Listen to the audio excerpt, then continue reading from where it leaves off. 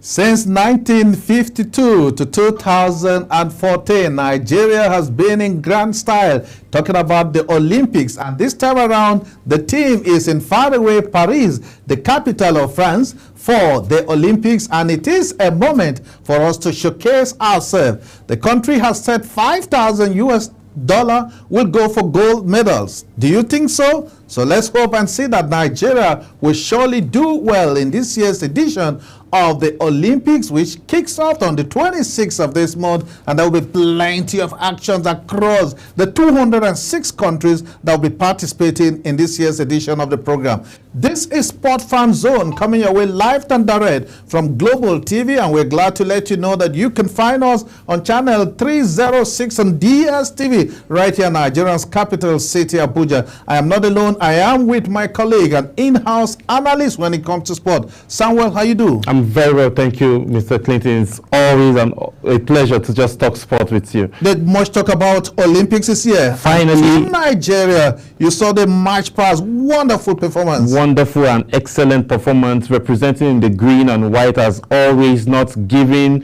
a lesser vibe. They are always there to, bring it to the entire world that yes, we're flying the green and white flag, and the world should get ready and watch out for Team Nigeria in the Olympics.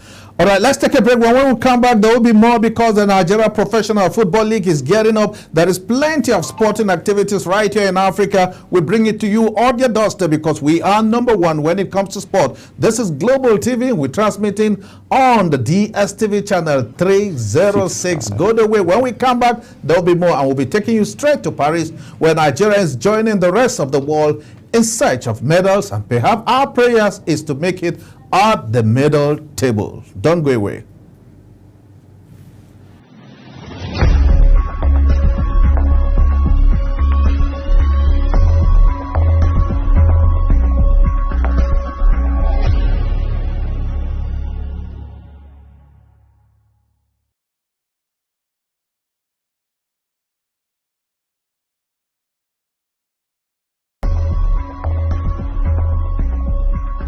Frankly speaking, it is now time for Nigeria to see that Global TV has come and has come to stay. Just 1 year. This is a plus for Global Television. My take on Global TV presence on DSTV, first of all, I must say, is a great feat. And in this new age, it takes technology to take over. I believe that Global TV coming into the arena will change the context of international broadcasting in Nigeria. But I believe that Global TV has come not just to give us anything but the truth and the valued information that we need at hand. I think Global TV presence will make a very great difference among all other channels. Their presence now on DSTV stations is going to make a very lot of difference among others. Really believe with the pedigree and the reputation Global TV has gathered for themselves for the last 1 year of their being in existence and being in operation, they are really going to change, have a lot of impact on the digital perspective of TV broadcasting. New height with this new feat, you are actually going to make us proud, especially within the content that you are delivering for the Nigerian people.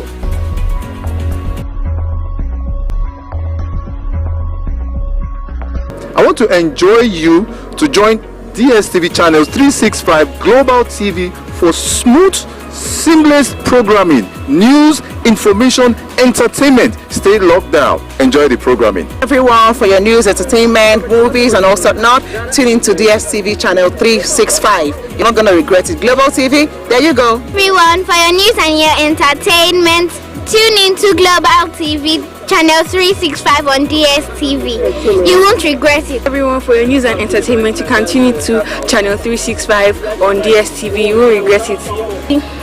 For your news and entertainment, you can tune in to channel 365 Global TV on DSTV. We got you. You won't regret. Do well to tune in to Global Television on channel 365 on DSTV. Tune in to Global Television on channel 365. Stay tuned. on DSTV.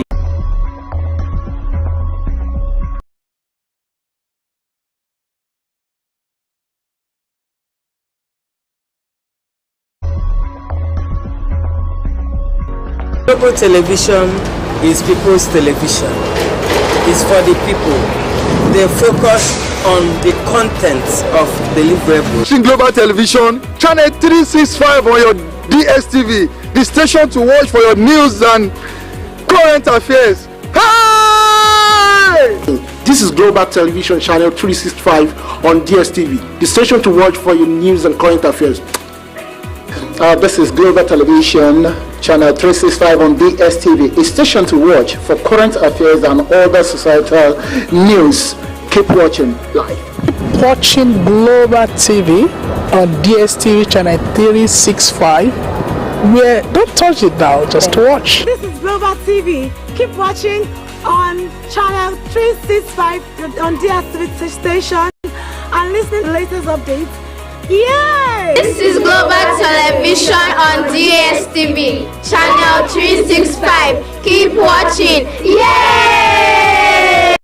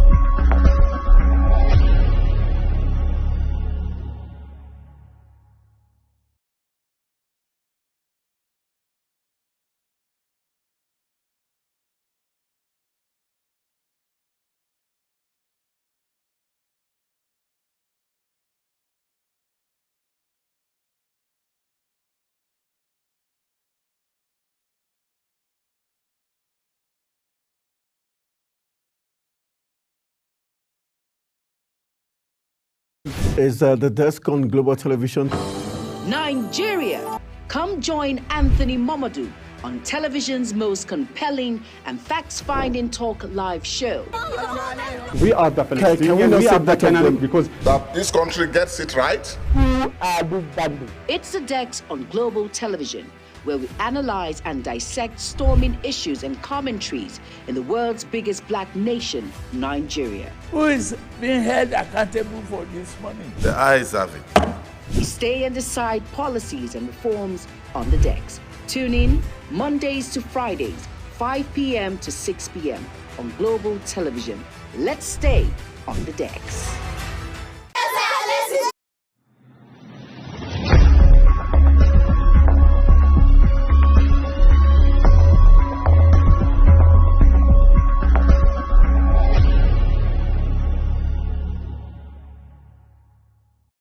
To have you back on the program Sport Fan Zone, coming your way live and direct from Global TV right here in Nigeria's capital city. Let's take you straight to where everyone is hoping and praying that Team Nigeria will excel in the ongoing Olympics. This is the 19th time that Nigeria is participating in the championship. And of course, you know, a total of 10,714 athletes across the world will be participating, battling for 32 sport events and of course 329 events. The sport include football, rugby, savant, handball and archery may already be on the way, but millions of eyes will be, of course, talking about the opening ceremony where the president of France himself was there, and it was indeed a colorful event for all that took part in the event. Team Nigeria will be the focus for most Nigeria. But before we go on that, let's take you straight to where the timetable where Nigerians will be participating. A total of over 18 games Nigeria will be participating. Let's look at some of the games. Although some of the matches are already go, Samuel is not a happy man that our girls could not make it as expected, but there is hope there because we still have 2 matches to go. Yes, we still have 2 matches to go, though I wasn't excited with the results that we got. But the ladies, the Super Falcons, now talking about the Super Falcons, they were able to, defend well, attack well in the midfield, create chances from the midfield, to the attacking zone, but they couldn't make it well in terms of banking the goals that we had the opportunities that we created for. But looking at the angle where the Brazilians did bring up a very good fight, the Super Falcons as well brought a very good fight, but at the end of the day, the Brazilians had the last victory, and then we are hoping to see that the Super Falcons can, correct those errors that were made in the first game so that they can't suffer another defeat in the second and the third game to play, because at this point now we need a win to be able to keep our head above water. If we suffer another lose, that means we are struggling to keep our head above water, which is not going to be good for us in the competition. Yes, and talking about good for us, we're hoping that as we enter the table tennis competition today, men's single, the round of 64, Nigerians will be in action. Talking about Oladipo Omotoyo will be in action, as well as Alayami. The group also has athletes from Ecuador and well as Iran battling for this. We've made so much progress as far as table tennis is concerned at the continental level, and this is another great opportunity for us to showcase.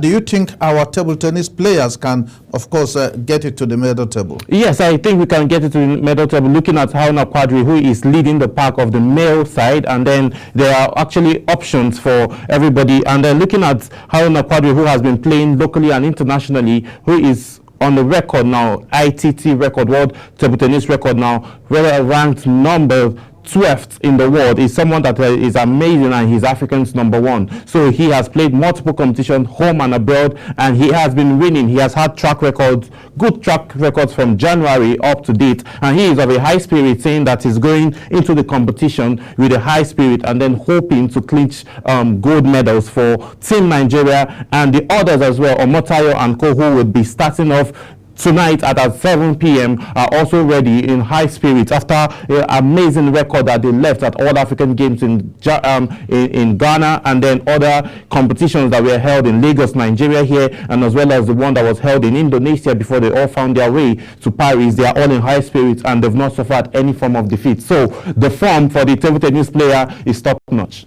Of course, while the men will be doing action, our ladies also will bounce 3 hours after. Local time, it will be 15 minutes past 10. In Nigerian time, it will be our ladies. Talking about Quadri Haruna will also be in action. And the venue for that game is the South Paris Haruna 4. My friend in French will say cat. Cat, it means 4 in French, if you are just joining us. So that will be where the men and the women will be battling for the table tennis championship. And of course, it looks like it's a league because you have to play a knockout before you get to the final. Yes. So they have a long way to go. We can assess them now, but I think they need all the motivation. Now let's look about the motivation from the Ministry of Sport and of course from the federal government. $5,000 for a gold medal. That looks that's a very deep bag. Like the Gen Zs, and especially if you look at the convention. The convention,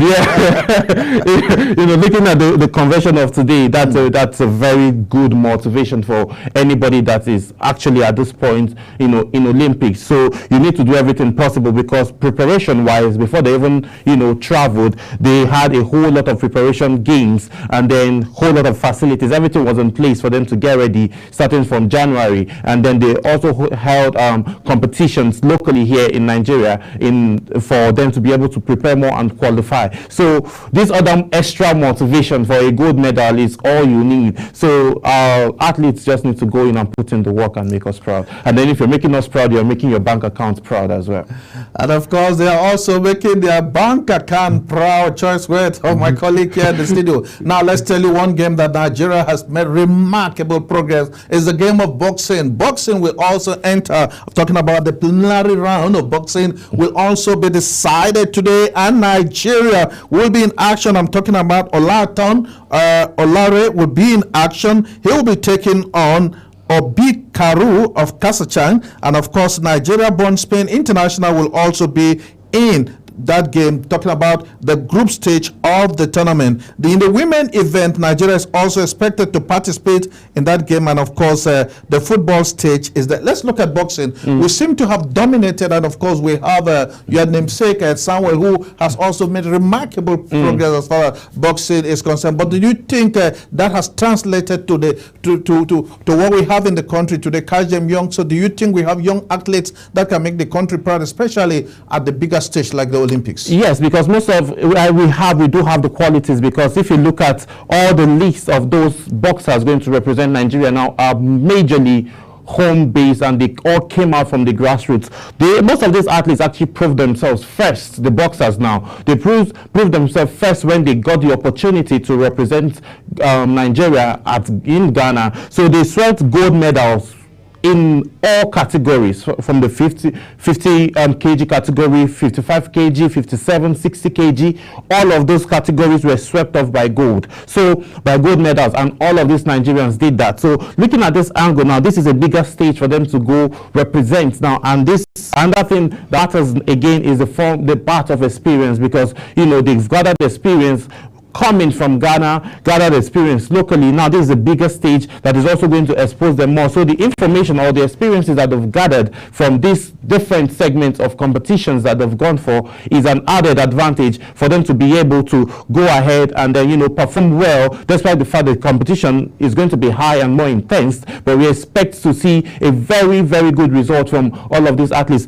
Talking about catching them young now, it's very crucial and of high essence for the Ministry of Sport to start creating workshops, because now a whole lot of kids are at home. The holiday is going to run through to September, but at this point now we're just hoping that some things would happen. Maybe workshops and seminars would be created by the Ministry of Sport, though the minister has been doing amazingly well with the grassroots football, basketball and every sporting event. So he has been awesome in that angle. So we're hoping to see more work and then get more results. All right, matches are currently going at the ongoing Olympic Games in France. When we come back, we'll be breaking the gist, because we are positioned to bring to you the best of sporting stories across the globe. This is Global TV, and we're transmitting live on channel 365 on the DSTV. When we come back, there will be more, because some 2 matches have just concluded and more are in progress. Don't go away.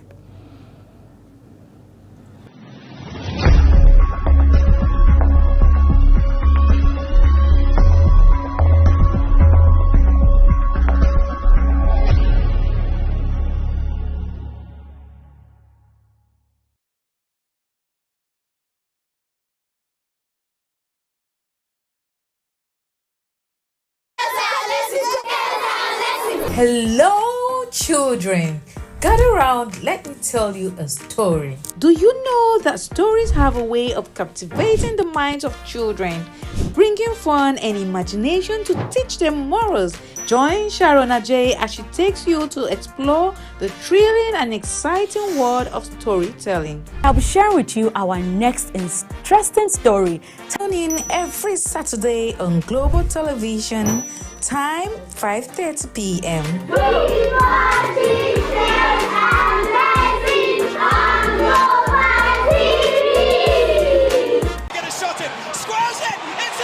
It's time for sports' biggest moments on Global Television. The headlines, scores, breaking news and commentaries on sporty events. Talking with the biggest players, strikers, and about the slam dunks and goals, stunning saves, near misses and upsets. Let's talk about the greatest home runs, comebacks, knockdowns and victories. Talk sports with the king of sports, Anthony Momodu. Weekdays, 10 a.m. Don't miss out. Beautiful work from the wingers.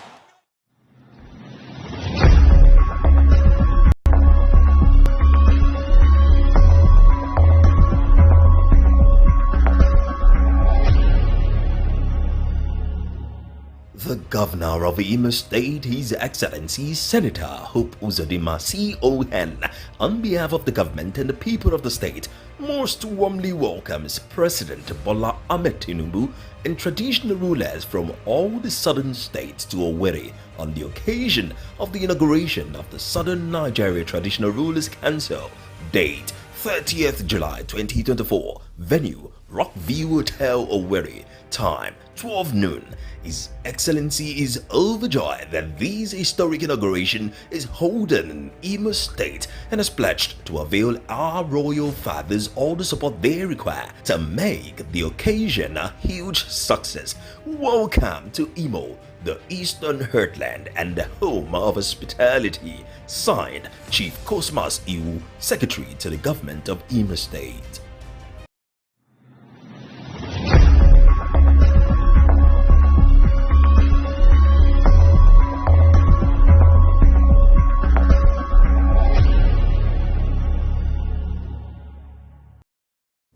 Let's fly with you, and we are flying on the global flight this afternoon right here in Nigeria's capital city. And of course, our flight is flight 365. We are already in Paris for the ongoing Olympics Games. Let's tell you that although the Nigerian female team failed to grab their first win in the ongoing championship, there are plenty of matches. Shocking one telling you this afternoon that Mexico lost to an African side. Morocco defeated Mexico by 2-1, and matches that have since been completed today include Argentina trash Iraq by 1-0 to keep their hope alive of making it to the next stage of the competition. And we go to Group C, where Democratic Republic and Spain played a goalless draw, while Mali and Israel played a 1-1 draw in their first match. Host France made no mistake as they trashed United States of America by 3-0 in front of home fans. Iran were 2 goals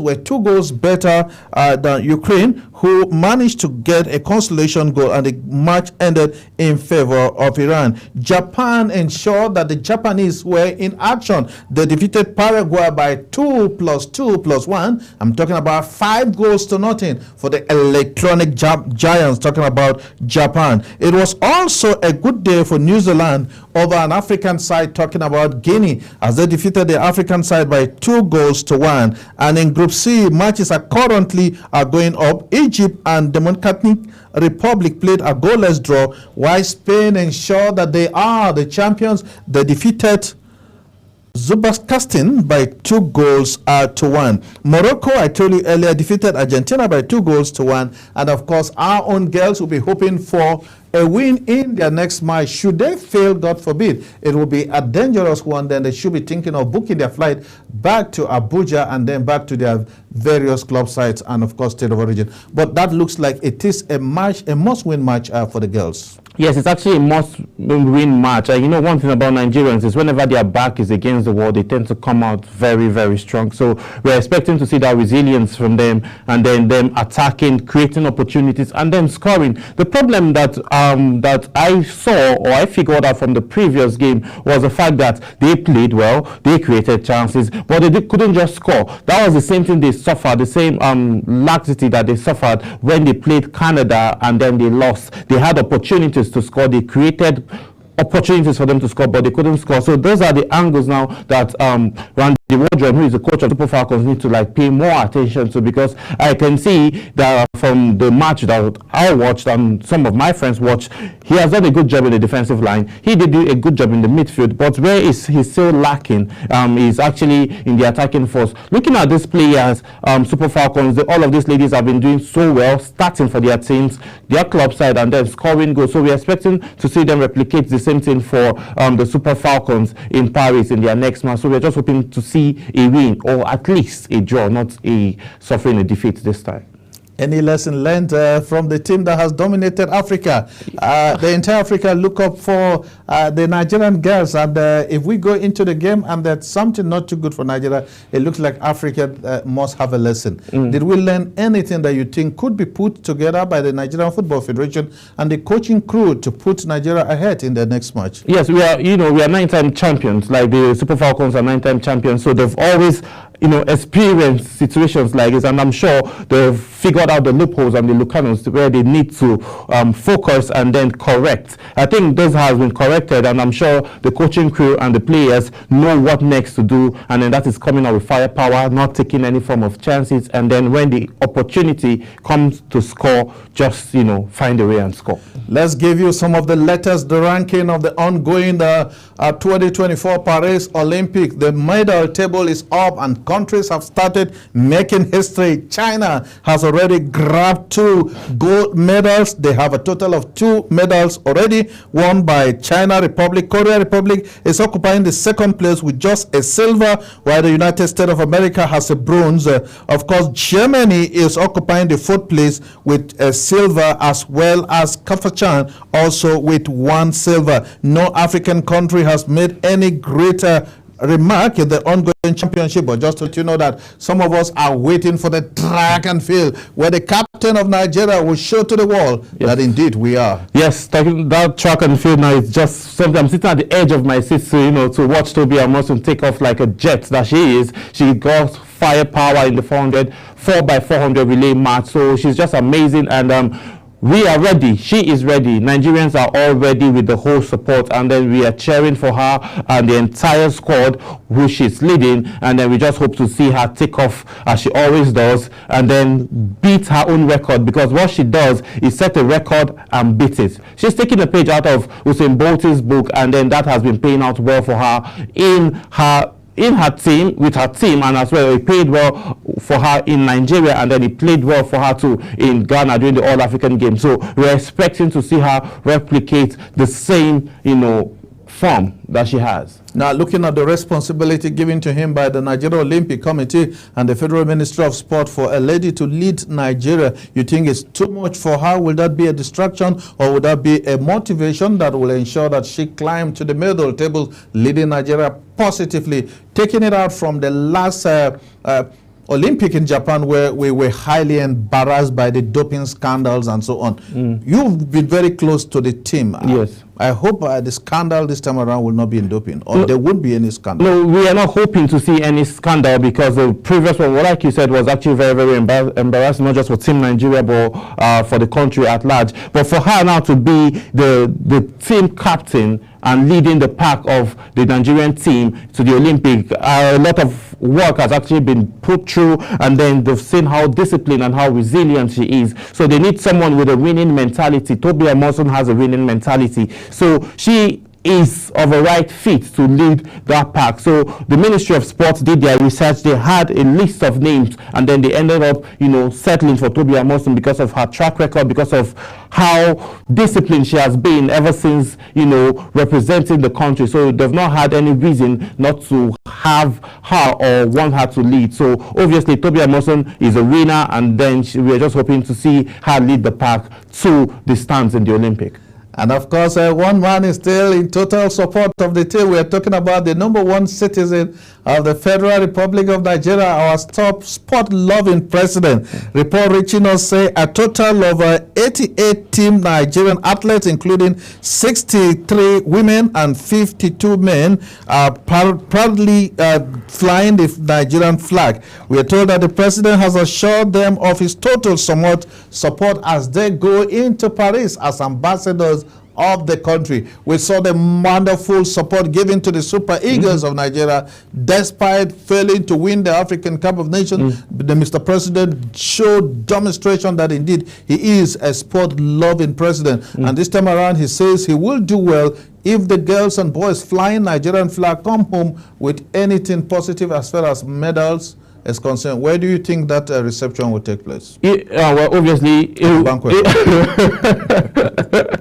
obviously going to happen in the State House. But looking at this administration, His Excellency President Bola Ahmed Tinubu have showed massive support for the sporting activities that has been happening, both for the Super Eagles, Super Falcons on the 17, on the 21, on the 20 teams, even locally. Even now, governors are beginning to also take a cue, looking at the Benin State governor, who supported and then cheered his girls for winning the Female Confederation Cup. He supported them and gifted them lots of cash.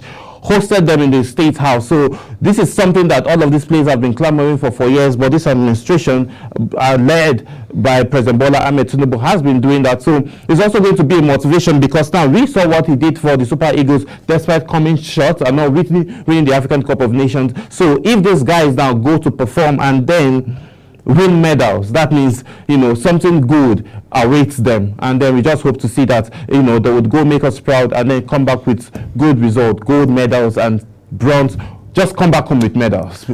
Paris is the city hosting the Olympic, but it also have its own ups and downs. Let's take a break. When we come back, we'll give you a little of the negative side of it, of what is going in Paris as far as the Olympic event is concerned. This is Global TV.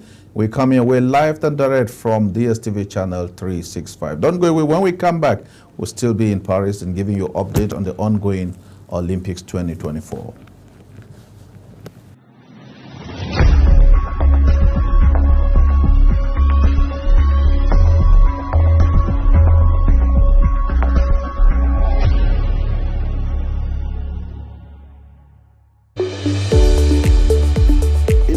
Busy road, the increasing challenge of keeping track of health matters can be extremely demanding. Follow the latest health tips and trends on Health Guide on Global Television on Tuesday at 3 p.m. Health Guide on Global Television. Put your health first. Get ready for it. Inside Today brings you issues relating to family, peer pressure, drugs, substance abuse, societal and topical issues making rounds. Join Jumaine Manson on Global Television Monday to Thursday and a repeat every Friday. Time 2 p.m. to 3 p.m. Don't miss out.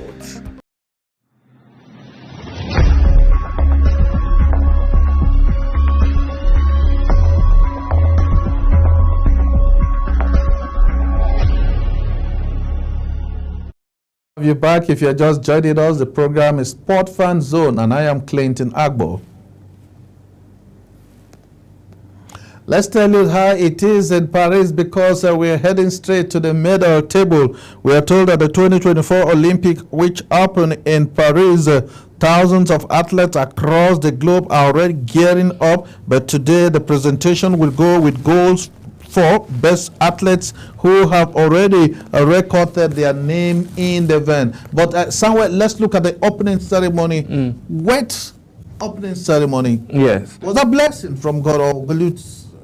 Well, I would call it a blessing, because one, you know, the what we used to for opening ceremonies are in the stadium. So now, you know, Paris decided to bring something new into the picture, you know, showing the whole athletes, showing the whole world the beauty of the lakeside. And then, you know, it was so colorful, it was beautiful. And then a little bit of rain. Yes, God was just like, okay, let me bless the land for you all so that you will have a healthy competition. So I wouldn't say, since there was no game and didn't affect anybody, most of all of these games, aside from the ones that will be played outside, would be indoor activities. So I don't think the rain was much of a problem. Are you saying that those who were preparing ahead of this had in mind to prepare for a wet day? If your answer is yes, so were the athletes and officials out of Paris, were they duly informed that the opening ceremony will have some shower?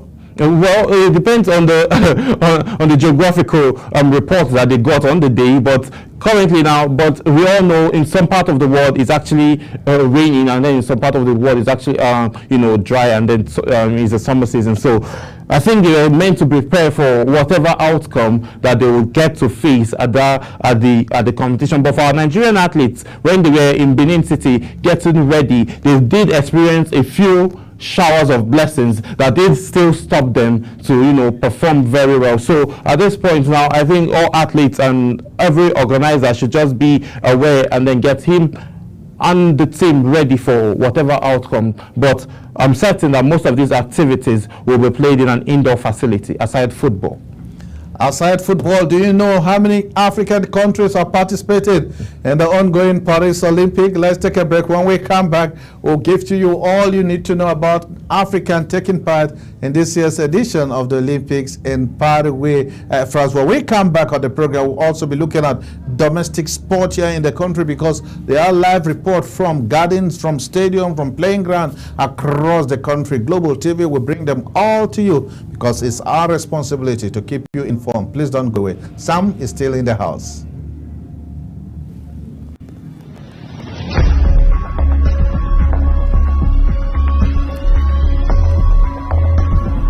This sounds to know where they come from. No, that.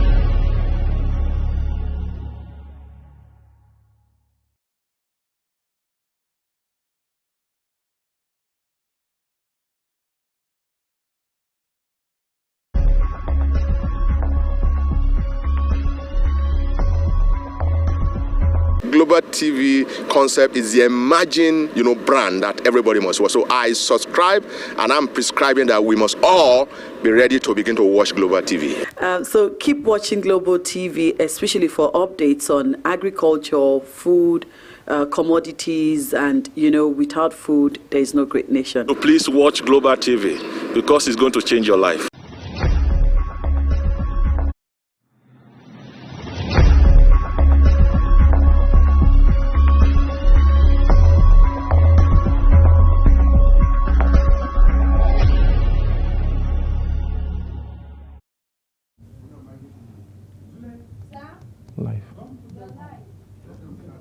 Okay, it's coming in here. You're live.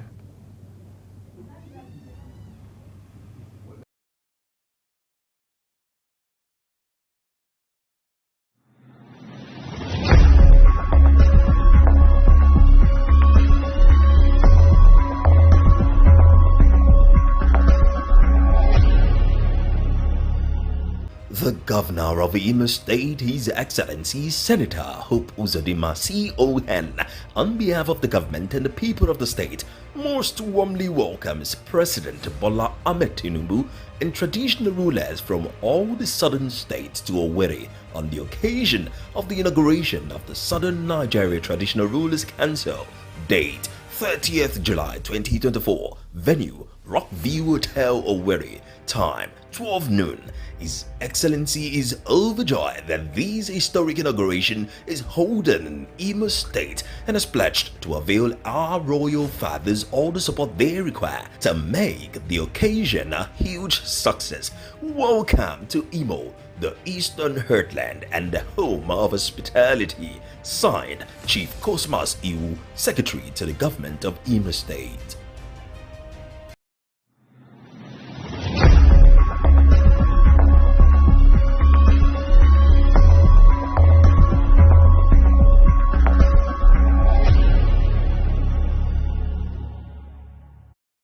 Glad to have you back on the program Sport Fan Zone right here on Global TV from Nigeria's capital city.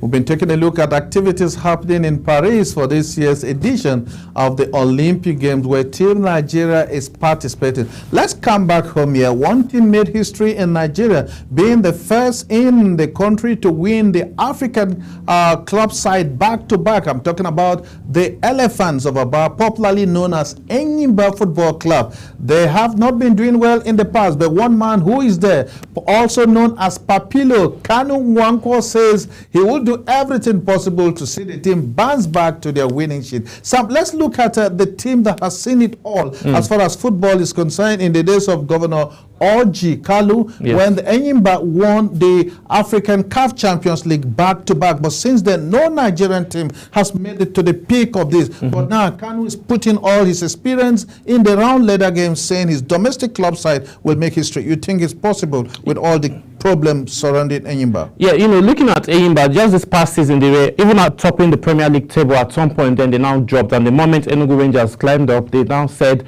no way. They locked the gate and said, we are not living here, we are going home with the trophy. So looking at Enyimba now that has been back-to-back CAF champions, these guys have been amazing in the past years, like you rightly mentioned. But now having Kanwankwo Papilo, who is a great man that has played internationally as a chairman of the club. I feel he's going to get the puzzles right at this point and then figure out where the challenges are. If they need to get players, get more players, get another technical advisor who would help manage the team. Yes, sir. Would you say the domestic league as well as the competition at the continental level were a major challenge for Enyimba because they were in both competition? What advice would you have for the Nigerian Football Federation as well as the body responsible for football in Africa to ensure that domestic matches do not clash with continental, because these players are put to too much duties and yet they can't get their best because they're too much on the run? Yes, we've actually clamored so much for players' welfare, because at this point, if you look at it, like you mentioned, this match is always clash. Looking at Rivers United, they were playing all through in the CAF Championship and they missed lots of matches back home, which stalled the Nigerian Professional League, which is our domestic and our Champions League back home here. So at the end of the day now, CAF and then Nigerian Professional League need to sit down and find a way they can resolve this so that matches will not be clashing, because if it does clash, players won't get to reach their highest potential in the way that, or in the sense that they will not be able to play at that highest level that we expect them to play because of so much stress, fatigue and all, traveling from one continent to the other to just go play football. So they need to sit down and then look at a way that, okay, probably this will come in before your domestic season game starts, or it will come after, so that there won't be a clash. So this is something they all need to sit down and then figure out how they will do it, because Rivers United just this past season suffered it because they were playing in the CAF Champions League and then they were suffering down almost at the relegation table in Nigerian Professional League. But when they got knocked out of the continent, they came and then they tried to fight and then they were able to finish at number 8 in the log table. So we're expecting to see CAF and the 5th Nigerian Professional League bodies just sit down and settle all of this. And one should expect that Enyimba playing in their beautiful stadium, they should have given all their best. But of course, if you look at their participation at the continental level as well as the domestic league, it was not much to write home.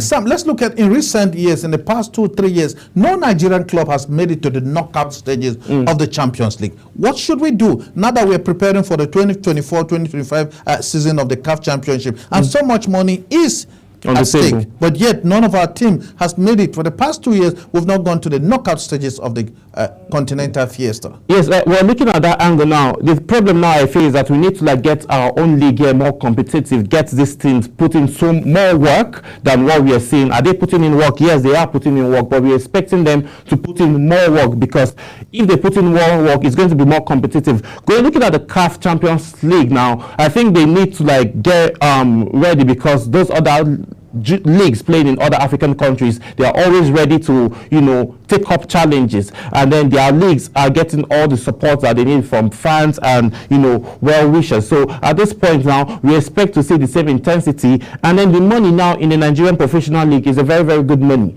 right? It has been increased from the 150 that Enugu Rangers just won to a 200 million. So now I feel this next coming season is going to be more competitive, and then we will see more players come out to play, and then teams now are really, really hungry. If you look at the goalkeeping section, I'm just excited talking sports, don't blame me. If you see the teams now and the goalkeeping, we had 3 goalkeepers that emerged as almost the best, with just one point difference in terms of the goalkeeper of the Benjo Insurance that is known for having 5 clean sheets, more than 18 clean sheets in the season. So he was amazing. So there's just so much going on in the local leagues now, and then it's getting competitive by the day.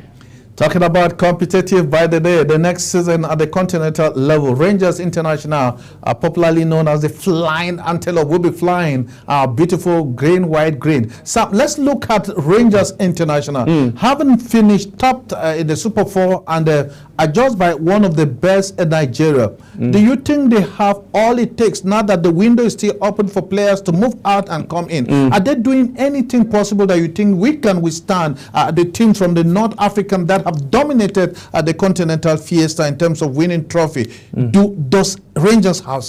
Yes, I think, the Rangers, they do have, but now they are also restructuring in the sense that they are getting in more players and letting some players go because they are getting ready for the continent, and also their coach Ilechi is looking to run it back again, like they say, and then win the Nigerian Professional League again while still playing the CAF Champions League and wanting to win ahead outside Nigeria. So we are hoping to see all of these results and for them to come out very well and play very good football. So restructuring, it matters. Getting a few players added to the equation also matters.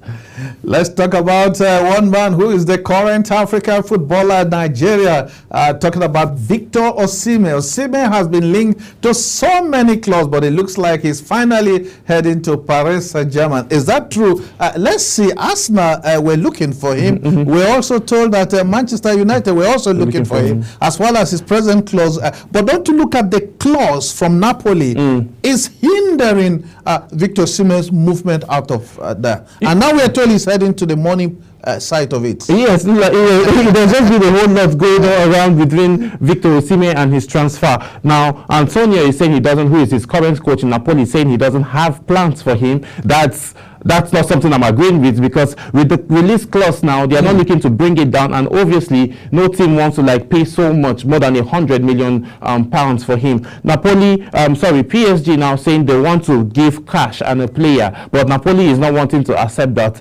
Arsenal said normally Arsenal don't buy big players that much because they like buying 10 players with 200 million pounds. So that is what we know Arsenal for. But now Victor Osimhen is considering now to go to Saudi Arabia, where the money is. But at the end of the day now, I feel he's still going to remain, and I'm having a feeling that Napoli still wants him to remain in Napoli, because who is going to fit in the role or play as good as he plays in that place? I know they have eye for Lukaku, but Lukaku, I don't think he can fit in the role and beat the standard that Victor Osimhen have set in Napoli. All right, let's tell you that Paris Saint-Germain are pushing for a lower transfer fee for Napoli striker Victor Osimhen, the Nigerian current African Footballer of the Year, as they continue to push for the Nigerian international in the summer. Report reaching us, according to the transfer market expert Galko Mazia of PSG, are set to return to the front of their charges for the Napoli striker. Contrary, Italian sport news also said they are also hoping that he could join their club side. But France champions remain unsatisfied with Napoleon's reduced asking price of 100 million. 100 million. Yes. Do you think they are playing a kind of hide and seek? You take the product to the market, you have a price tag that deprives people from.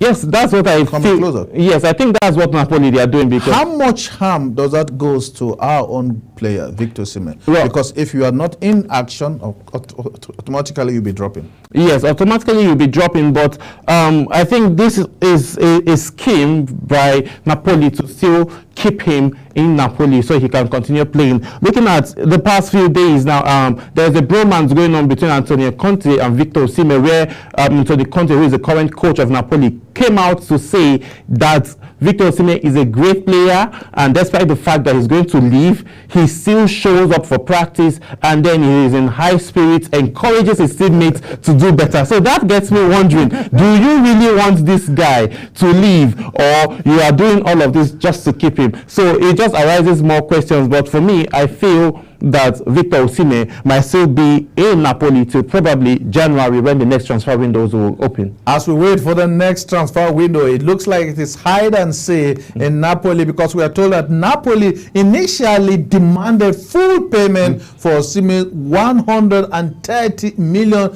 release clause, a figure that has dreaded many potential suitors for PSG's player. Of course, however, refused to make certain violation ensure that this player is given a chance. Osimhen has been in the news, and positive and also negative. Of course, we're talking about the qualification for the African Cup of Nations as well as the World Cup. Do you see Osimhen coming now that we are coachless? I still see him. He's someone that loves his country, and I still feel, all of these things happen between players and coaches. This is not the first time it's happening, right? So I still see him coming back if he gets called upon. But if he doesn't get called upon, I'll think it's of the extreme. Who's duty to call now that we don't have a coach? Now,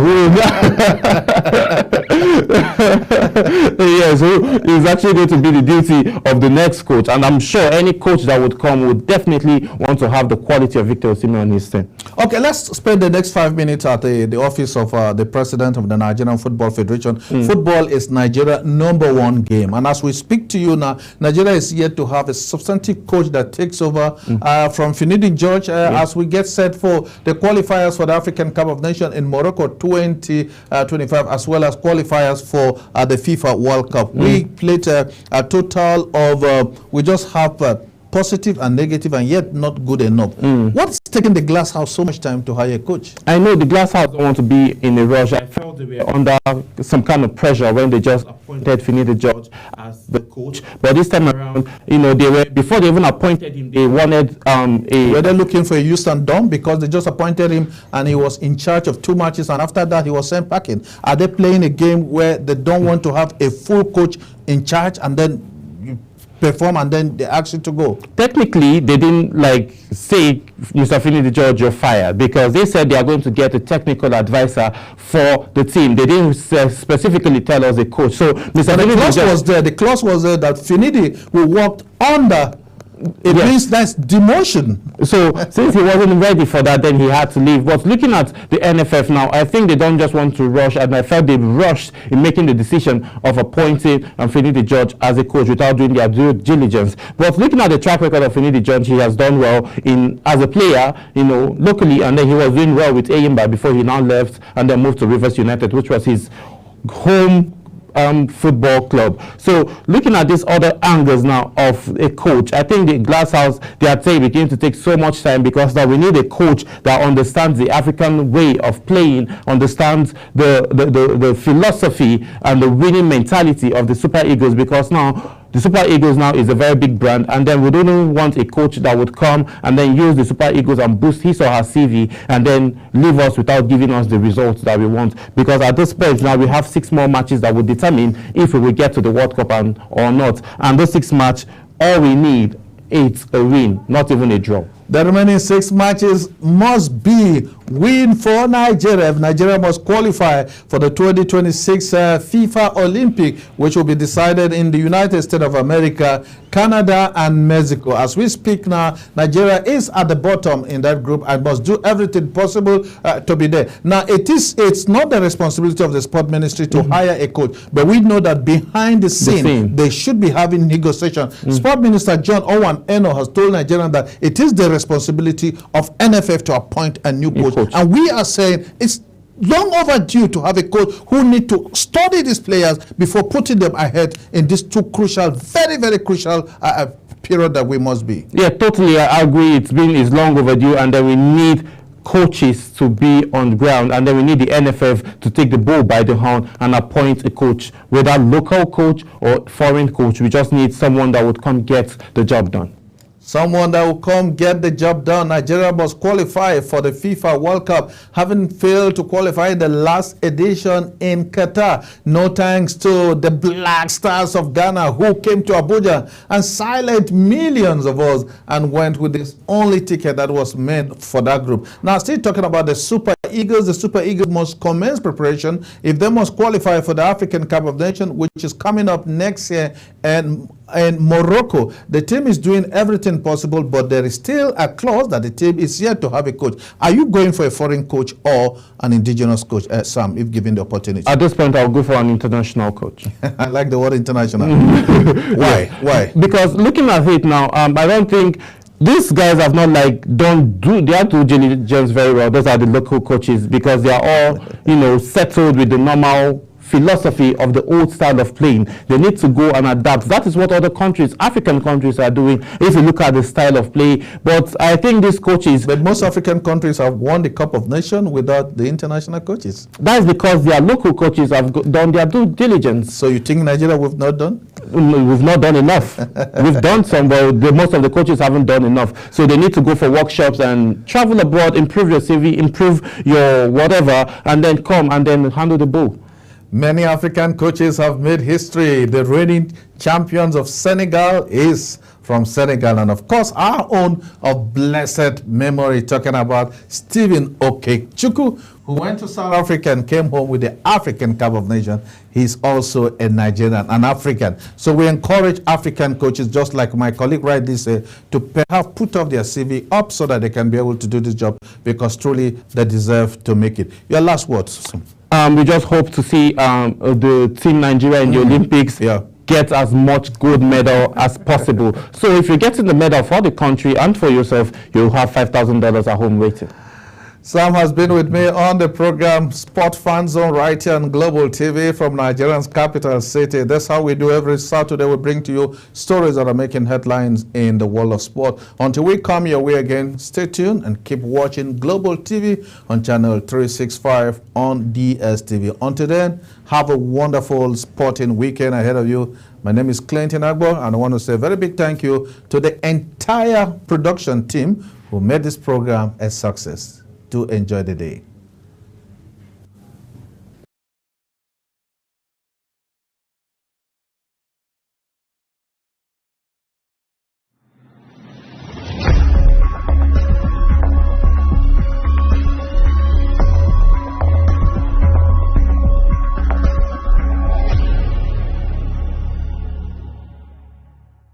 The Governor of Imo State, His Excellency Senator Hope Uzodinma CON, on behalf of the government and the people of the state, most warmly welcomes President Bola